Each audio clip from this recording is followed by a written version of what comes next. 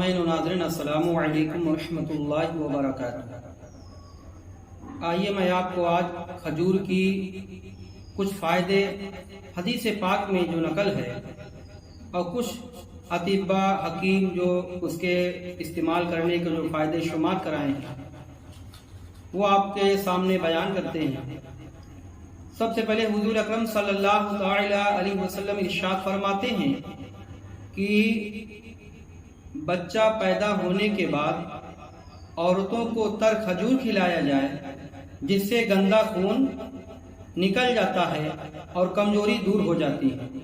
तो खजूर खाने में स्वादिष्ट होने के साथ साथ हमें ढेर सारे फायदे भी देता है।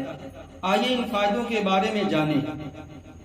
यह कब्ज की समस्या को रोकता है, हार्ट हेल्थ में सुधार करता है और गुड़ कोलेस्ट्रॉल को कंट्रोल करता है और गुड़ और हड्डियों के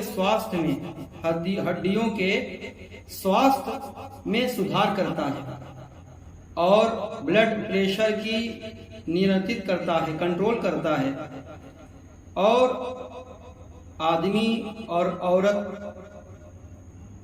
दोनों के लिए फायदेमंद है और ब्रेन यानी दिमाग स्वास्थ्य रखता है, सही रखता है और थकान और कमजोरी से छुटकारा मिलता है और एनीमिया के लिए बेस्ट है और वजन बढ़ाता है, बवासीर को रोकता है और सूजन को रोकता है और हेल्दी प्रेगनेंसी में मदद करता है, हेल्दी प्रेगनेंसी में मदद करता है, त्वचा और खाने के लिए बेस्ट है। और खाने का सबसे समय अच्छा कौन सा होता है? तो सुबह खाली पेट खाएं, इसके ज्यादा लाभ मिलता है, ज्यादा फायदा मिलता है। और मील के रूप में खाएं, जब भी मीठा खाने का मन करे तब खाएं। वजन बढ़ाने के लिए सोते समय घी के साथ खाएं। और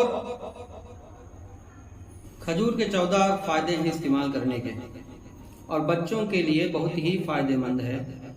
अगर बच्चों के स्वास्थ्य सेहत अगर न सुधरती हो, कमजोर हो, तो उनकी कमजोरी दूर करने के लिए, उनके वजन को बढ़ाने के लिए खजूर सबसे अच्छा इस्तेमाल है। कम वजन वाले हीमोग्लोबिन की कमी की वजह से, आयरन की कमी की वजह से लोगों को रोजाना मीठा खजूर खाना चाहिए 2 से 3 महीने में, वो फायदा नजर आ जाएगा।